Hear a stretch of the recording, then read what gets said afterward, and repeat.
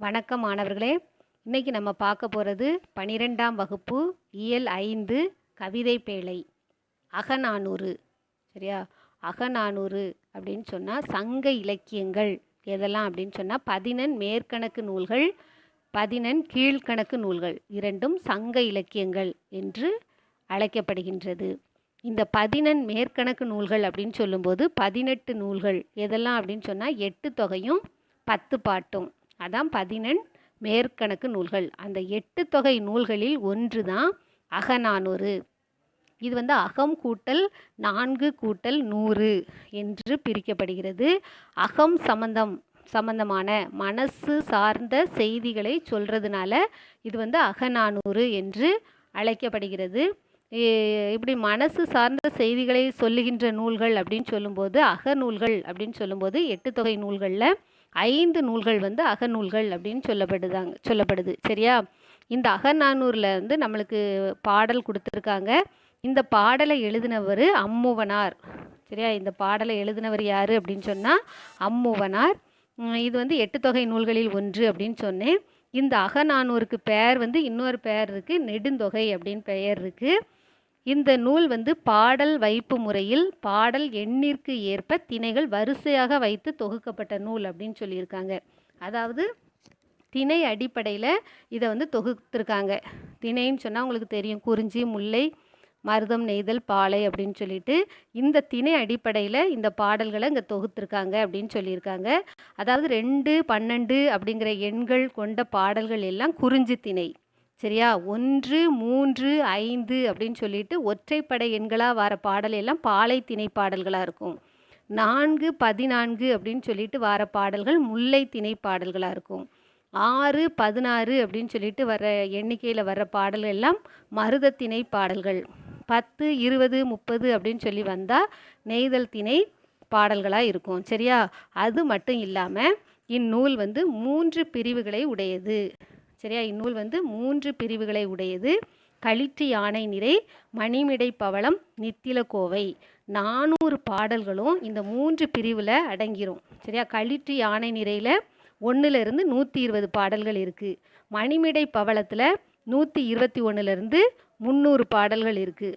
சரியா? 300 வரைக்கும் உள்ள பாடல்கள். நித்தில கோவையில் 301லிருந்து 400 வரைக்கும் 100 பாடல்கள். மொத்தத்தில் 400 பாடல்களும் இப்படி 3 பிரிவாக பிரிக்கப்பட்டிருக்கு. சரியா? இதை எழுதினது யார் அப்படின்னு சொன்னால், நம்மளுக்கு பாடப்பகுதியில் உள்ள பாடலை எழுதினவர் யார் அப்படின்னு சொன்னால் அம்முவனார். இவர் அகப்பாடல்கள் மட்டுமே என்ன செய்வாராம், பாடுவதில் வல்லவர் அப்படின்னு சொல்கிறாங்க. இவர் முக்கியமாக நெய்தல் திணை பாடல்களை நிறைய பாடியிருக்காரு. சரியா? இவரது பாடல்கள் 8 தொகையில் நற்றிணை, குறுந்தொகை, அகநானூறு, ஐங்குறுநூறு ஆகியவற்றில் தொகுக்கப்பட்டிருக்கு அப்படின்னு சொல்கிறாங்க. சரியா? இப்போ அடுத்தது நம்ம பார்க்க போகிறது மக்கள் வாழும் சூழலுக்கு தக்கவாறு அமையக்கூடிய தன்மை உடையது தொழில். சரியா? தொழில் அவங்களுடைய வாழ்க்கைக்கு தகுந்த மாதிரி அமைகின்றது அப்படின்னு பார்க்குறோம். பழந்தமிழர்கள் அவங்களுடைய தொழில் எப்படி இருந்தது அப்படின்னு சொன்னால் நிலத்தினுடைய இயல்பை சார்ந்து அமைந்திருந்தது. சரியா? கடற்கரையில் வாழ்கிற மக்கள் என்ன தொழில் செய்தாங்க அப்படின்னு சொன்னால் மீன் பிடித்தல், உப்பு விளைவித்தல் போன்ற தொழில்களை செய்து வந்தாங்க. பண்டைய நெய்தல் நில மக்கள் தங்கள் வாழிடத்தில் உள்ள வளங்களை பயன்படுத்தி தொழில் செய்தனர். இந்த வாணிகம் செய்கிறதுலேருந்து ஆண்களும் பெண்களும் இணைந்து செய்த செய்தியை சங்க பாடல்கள் நம்மளுக்கு புலப்படுத்துகின்றன. இந்த பாடல்கள் வழியாக நம்ம சங்க காலத்தில் வாழ்ந்த மக்களுடைய வாழ்க்கை முறையை நாம் என்ன செஞ்சுக்கலாம், அறிந்து கொள்ளலாம். சரியா? இப்போ பாடலை நான் வாசிக்கிறேன்.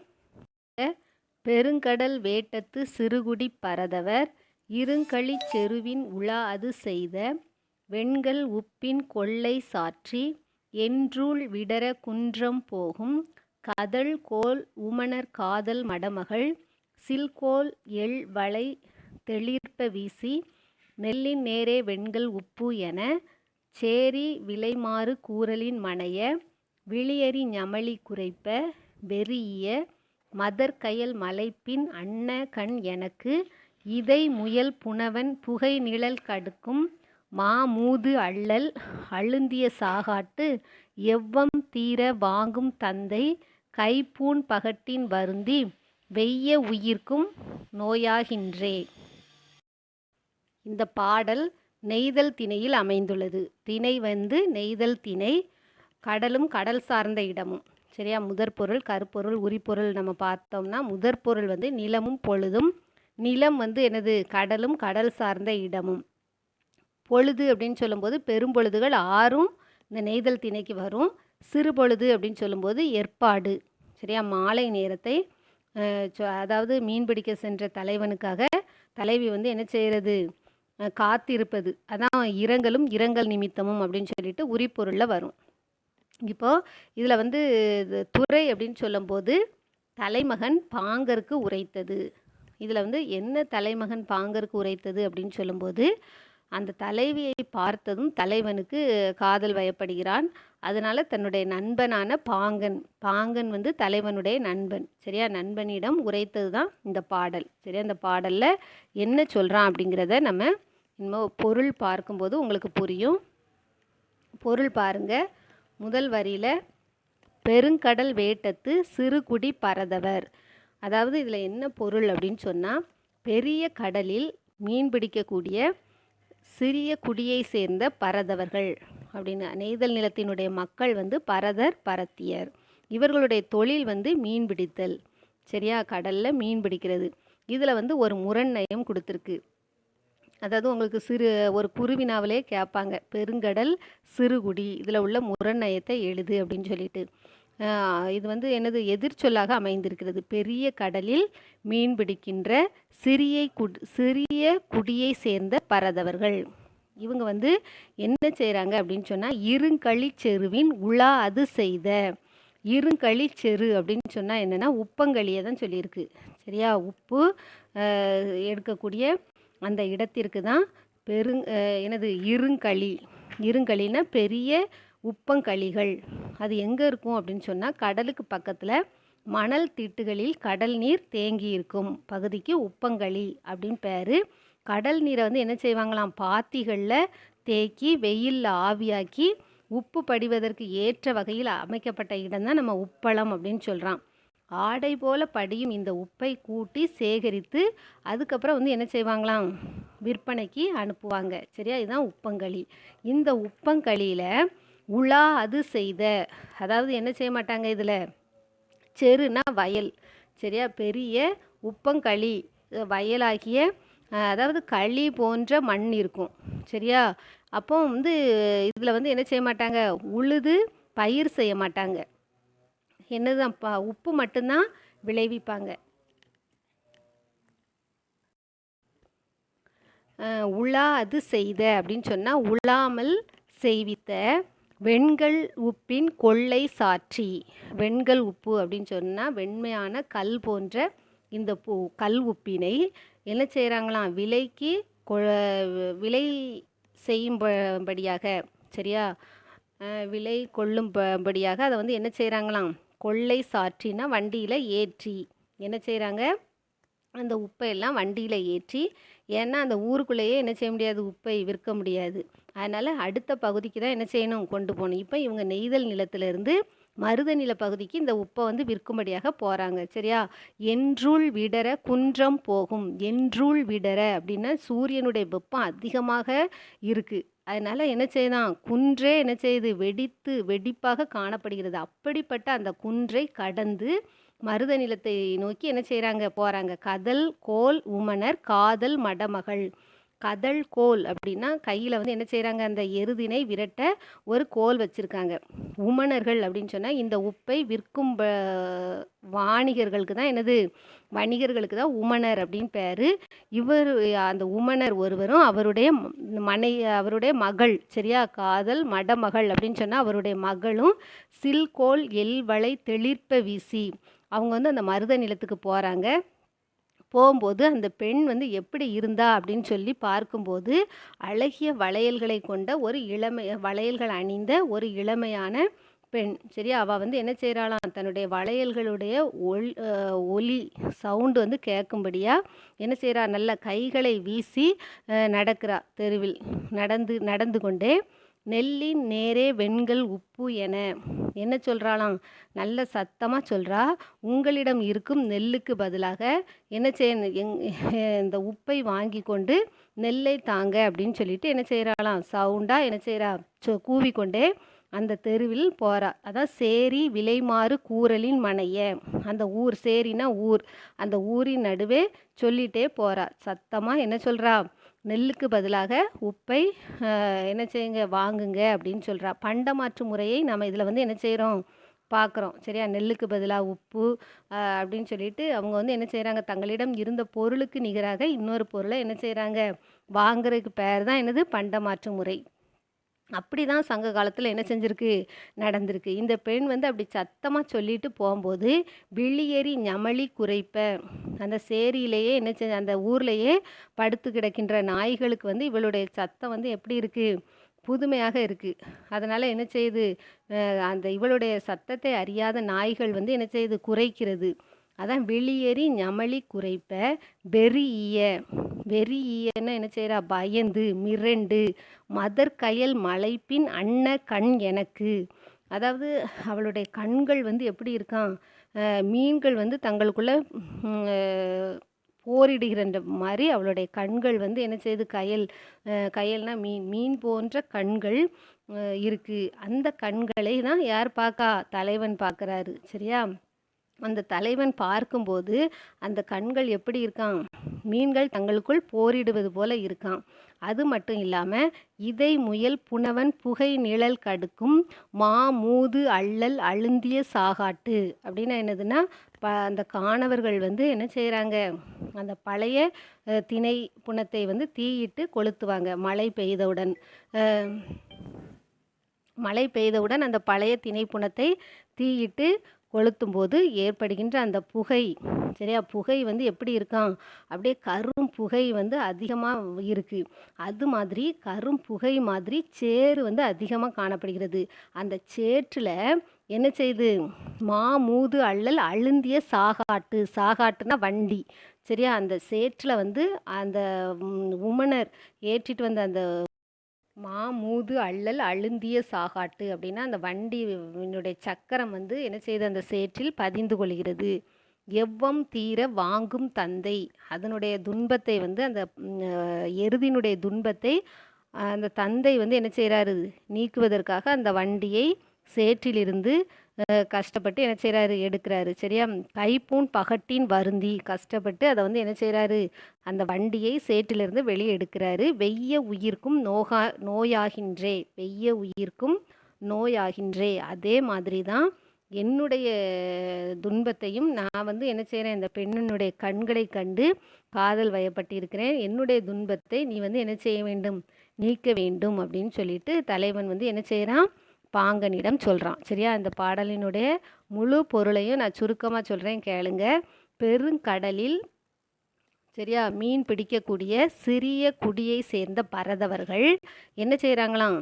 உழாமல் வயலில் அந்த உப்பங்களில் சேகரித்த அந்த வெண்கல் உப்பை விலைக்கு கொள்ளும் பொருட்டு என்ன செய்கிறாங்க? சூரியனுடைய கதிர்களால் குன்றுகளே பிளவும்படியாக இருக்குது. அப்படிப்பட்ட பெரிய குன்றுகளை கடந்து அந்த உமணர்கள் என்ன செய்கிறாங்க? அந்த மருத நிலத்திற்கு போகிறாங்க. சரியா? அப்படி ஒரு உமணரும் அவருடைய மகளும் தங்களுடைய உப்பை விற்கும் பொருட்டாக போகும்போது அந்த பெண் வந்து எப்படி சென்றாள் அப்படின்னு சொல்லும்போது தன்னுடைய கைகளில் நல்ல ஒளி வீசுகின்ற வளையல்களை போட்டிருக்கா. அந்த வளையல்களுடைய ஒளி சவுண்டு எழுப்பும்படியாக என்ன செய்கிறா? நல்ல கைகளை அசைத்து நடக்கின்றாள். நடப்பது மட்டும் இல்லாமல் சத்தமாக என்ன செய்கிறா? நெல்லுக்கு நிகராக எங்களிடம் உப்பு உள்ளது, அதை வாங்கி கொள்ளுங்கள் அப்படின்னு சொல்லிட்டு கூவிக்கொண்டே செல்லுகின்றாள். அப்படி செல்லும்போது அவளுடைய சத்தத்தை கேட்ட அந்த நாய் வந்து என்ன செய்யுது? குறைக்கிறது. குறைக்கும்போது அவளுடைய கண்கள் வந்து என்ன செய்யுது? மிரட்சியாக அப்படி பார்க்குறா. சரியா? அந்த மிரண்ட கண்களை கண்ட தலைவன் வந்து காதல் வயப்படுகிறான். அந்த அவளுடைய அப்பா வந்து என்ன செய்கிறாரு? அந்த வண்டி வந்து சேற்றில் வந்து பதிந்து கொள்கிறது. அந்த எருதிற்கு உதவி செய்யும்படியாக அந்த வண்டியை சேற்றிலிருந்து என்ன செய்கிறாரு? அவர் இழுத்து எடுக்கிறாரு. சரியா? அந்த மாடு வந்து ரொம்ப கஷ்டப்படுது. அதற்கு வந்து துன்பப்படுகின்ற அந்த மாட்டிற்கு எப்படி வந்து அந்த அவளுடைய அப்பா உதவி செய்கிறாரோ, அதே மாதிரி அவளுடைய கண்களை கண்டு வருந்துகின்ற எனக்கும் நீ வந்து என்ன செய்யணும்? உதவி செய்ய வேண்டும் அப்படின்னு சொல்லிட்டு தலைவன் தன்னுடைய நண்பனான பாங்கனிடம் தெரிவிப்பதாக இந்த பாடல் அமைந்துள்ளது. சரியா? இந்த பாட்டு வந்து வெறும் பொருள் மட்டும் இல்லாமல் இதில் வந்து உள்ளுரை உவமையும் கொடுத்துருக்காங்க. உள்ளுரை உவமை அப்படின்னு சொல்லும்போது வண்டியை இழுக்கின்ற எருதுகளுடைய துன்பத்தை வந்து தந்தை போக்குதாரு. சரியா? அதே மாதிரி தலைவியை கண்டதால தலைவனுக்கு ஏற்பட்ட துன்பத்தை போக்குவதற்கு பாங்கன் தான் என்ன செய்யணும்?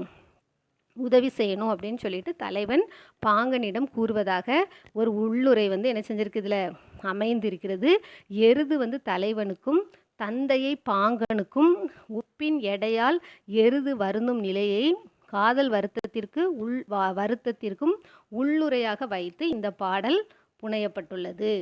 சரியா? பாடலுடைய பொருள் புரிஞ்சிருக்கும்னு நினைக்கிறேன். அடுத்து வந்து இலக்கண குறிப்பு பார்ப்போம். இலக்கண குறிப்பு இதில் வந்து 3 இலக்கண குறிப்பு தான் இருக்குது. பெருங்கடல் மைவிகுதி வரும், பெருமை கூட்டல் கடல், பண்பு தொகை. சரியா? உலா அது அகரம் வந்ததுனால செய்யுளிசை அளபடை, வெறி ஈய சொல்லிசை அளபடை. சரியா?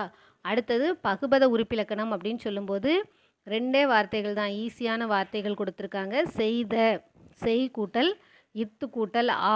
சரியா? செய் பகுதி, இத்து வந்து என்னது? இத்து, இட்டு, இரு, இன்னெல்லாம் என்னது? இறந்த கால இடைநிலைகள். அப்படி தானே? இதில் இத்து வந்திருக்கு, இறந்த கால இடைநிலை. ஆ வந்தால் என்னது? பெயரச்ச விகுதி.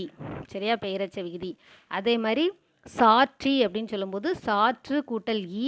சாற்று வந்து பகுதி. சரியா? எப்போவுமே பகுதி வந்து கட்டளை சொல்லாக இருக்கணும். சரியா? ஈ வந்து வினையச்ச விகுதி. ஆ பெயரச்ச விகுதினா ஈ வந்து என்னது? வினையச்ச விகுதி. சரியா? அதே மாதிரி புணர்ச்சி விதி உங்களுக்கு ஒரே ஒரு புணர்ச்சி விதி தான் கொடுத்துருக்காங்க. பெருங்கடல், பெருமை கூட்டல் கடல், ஈறுபோதல் என்ற விதிப்படி மை விகுதி கெட்டு, இனமிகள் என்ற விதிப்படி ககரத்திற்கு இனமான நகரம் வந்து பெருங்கடல் அப்படின்னு சொல்லி புணர்ந்தது. சரியா? அடுத்து நம்ம பார்க்க போகிறது இயல் 5 கவிதை பேழையில் தேவாரம். சரியா? தேவாரம். ஆசிரியர் திருஞான சம்பந்தர். ஆசிரியர் திருஞான சம்பந்தர். இந்து சமயத்தில் சைவம் வைணவம் அப்படின்னு சொல்லிட்டு 2 சமயங்கள், பெரிய சமயங்கள் இருக்கின்றன. இந்த சைவ சமயத்தின் கடவுள் வந்து சிவன், வைணவ சமயத்திற்கு திருமால். சரியா? சைவ சமய கடவுள் வந்து சிவன். 12 திருமுறைகள் வந்து இருக்குது. சரியா? 12 திருமுறைகள். இதில் வந்து 12 திருமுறைகள் அப்படின்னு சொல்லுவாங்க. முதல் 7 திருமுறைகளை தேவாரம் அப்படின்னு சொல்லுவாங்க. இந்த தேவாரத்தில் உள்ள ஒரு பாடல் தான் நம்மளுக்கு கொடுத்துருக்காங்க இதில். சரியா? முதல் 3 திருமுறைகளை பாடியது வந்து திருஞான சம்பந்தர்.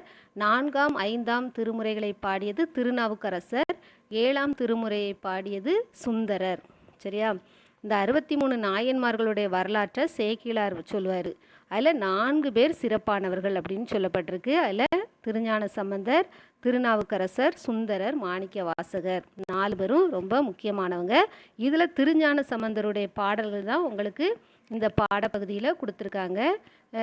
தேவாரம் அப்படின்னு சொன்னால் தே கூட்டல் ஆரம் அப்படின்னு சொல்லிட்டு பிரித்து இறைவனுக்கு வந்து பூமாலையால் என்ன செய்வாங்க? மாலை சூட்டுவாங்க. அதான் தெய்வத்திற்கு சூட்டப்படும் மாலை அப்படின்னு சொல்லிட்டு பாமாலையால் என்ன செய்கிறாங்க? இறைவனுக்கு பாடுறது. பாடல்களால் இறைவனை புகழ்ந்து பாடுவது பாமாலை அப்படின்னு சொல்கிறாங்க. சரியா? அதான் தேவாரம். அதாவது என்ன அப்படின்னு சொன்னால், இந்த பாடலை எதை பற்றி சொல்கிறாங்க அப்படின்னு சொன்னால் திருவிழாவை பற்றி. மக்களுக்கு வந்து மகிழ்ச்சியை தர்றது வந்து இந்த திருவிழா தான். திருவிழா வந்தாலே நம்மளுக்கெல்லாம் என்னது? ரொம்ப மகிழ்ச்சியாக இருக்கும். கோயில் திருவிழான்னு சொன்னால் இது வந்து ஒரு நாகரிகத்துடைய வெளிப்பாடு அப்படின்னு சொல்லப்பட்டிருக்கு. கோவில் ஒரு ஊரின் பெருமைக்குரிய அடையாளங்களில் ஒன்று. அதனுடைய புகழை பறைசாற்றும் எழுச்சி தான் திருவிழாக்கள். அப்படிப்பட்ட திருவிழாக்கள் நிறைந்த ஊர் வந்து எனது மயிலாப்பூர் என்று இன்னைக்கு வந்து சென்னை மாநகரின் ஒரு பகுதியாக இந்த மயிலாப்பூர் விளங்குகின்றது. அங்குள்ள இறைவனுக்கு கொண்டாடப்படுகின்ற இந்த பங்குனி உத்திர விழா அன்று முதல் இன்று வரை தொடர்கிறது அப்படின்னு சொல்கிறாங்க. சரியா? பாடலை பார்ப்போம், கவனிங்க. இந்த திருஞான சம்பந்தர் பாடிய பாடல்களுடைய தொகுப்பை வந்து தொகுத்தவர் அப்படின்னு சொன்னால் நம்பியாண்டார் நம்பி.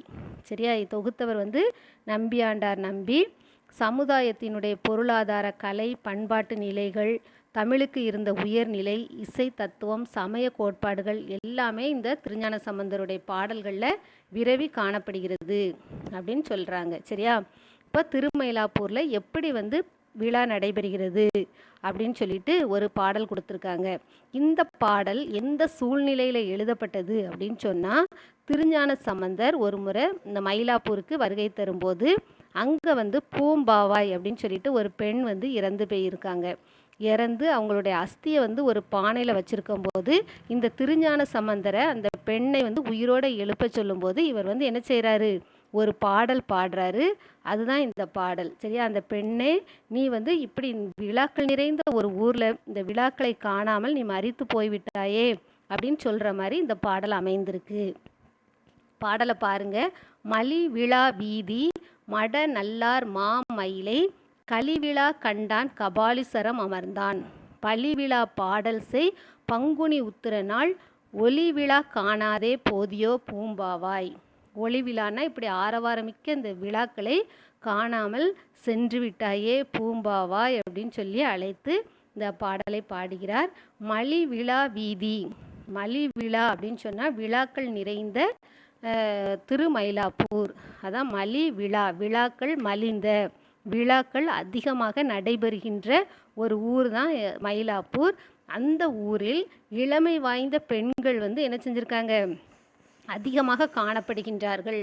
அதான் மயிலை மட நல்லார், அதாவது இளமை வாய்ந்த பெண்கள் மிகுதியாக இருக்கின்ற இந்த மயிலாப்பூரில் விழாக்கள் அதிகமாக நடைபெறுகின்றது. அதான் அந்த முதல் வரியோட பொருள். சரியா? மலி விழா வீதி மட நல்லார் மயிலை கலிவிழா கண்டான் கபாலீஸ்வரம் அமர்ந்தான்.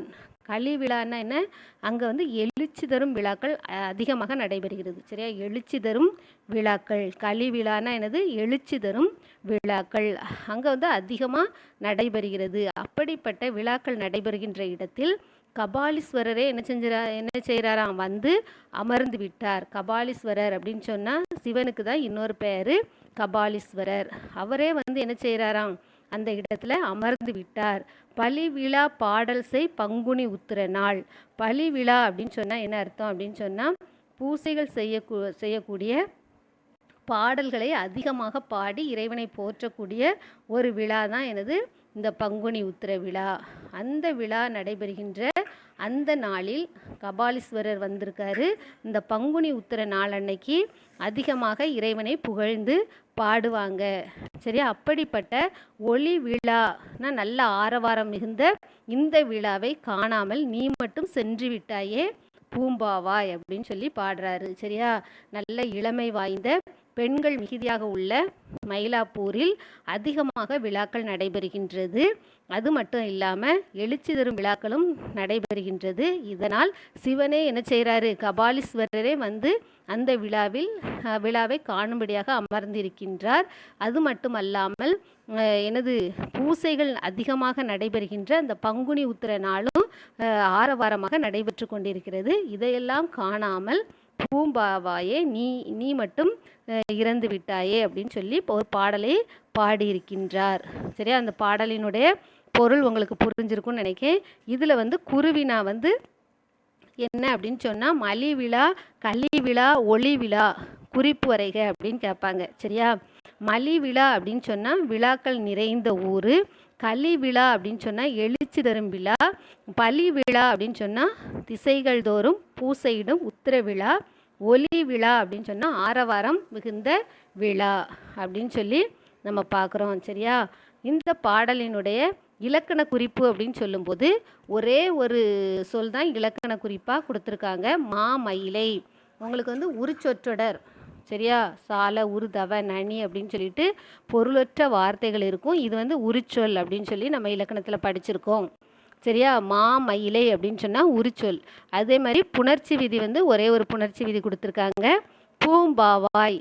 பூ அப்படின்னு சொன்னாலே என்னது, உங்களுக்கு ஒரே ஒரு விதி தான், பூ பெயர் முன் இனமென்மையும் தோன்றும். அந்த பூவுக்கு இனமான எழுத்து. சரியா? பகரத்துக்கு இனமான எழுத்து இம். சரியா? இப்புக்கு இனமான எழுத்து இம், இக்கு இனமான எழுத்து இங்கு. அப்படி ஒவ்வொன்றுக்கும் இன எழுத்துக்கள் இருக்குது. அதே மாதிரி இதுலேயும் இன எழுத்துக்கள் தோன்றி பூம்பாவாய் என்று புணர்ந்தது. அடுத்தது பகுபத உறுப்பிலக்கணம் சொல்லும்போது கண்டான், கான் கூட்டல் ஈட்டு கூட்டல் ஆண். கான் வந்து எனது கண் என குறுகியது விகாரம். அதாவது கட்டளை சொல்லாதான் இருக்கணும். இதில் வந்து எனது குறுகி கண் என்று வந்திருக்கு. ஈட்டு வந்து இறந்த கால இடைநிலை, ஆண் ஆண்பால் வினைமுற்று விகுதி. அதே மாதிரி அமர்ந்தான் அப்படின்னு சொல்லும்போது அமர் கூட்டல் இத்து இந்து, அடுத்தது வந்து கூட்டல் இத்து கூட்டல் ஆண். அமர் பகுதி, இத்து வந்து சந்தி, இந்தானது விகாரம், இத்து இறந்த கால இடைநிலை, ஆண் ஆண்பால் வினைமுற்று விகுதி. சரி, உங்களுக்கு இந்த 2 பாடல்களும் நல்லா புரிஞ்சிருக்கும்னு நினைக்கிறேன். இதில் உள்ள வினாக்களை நீங்கள் இந்த இயலுக்கு பின்னால் உள்ள குருவினா சிறுவினாவில் பார்த்து உடனே படித்து என்ன செய்யுங்க, நோட்டில் எழுதி வைக்கணும். சரியா? நன்றி.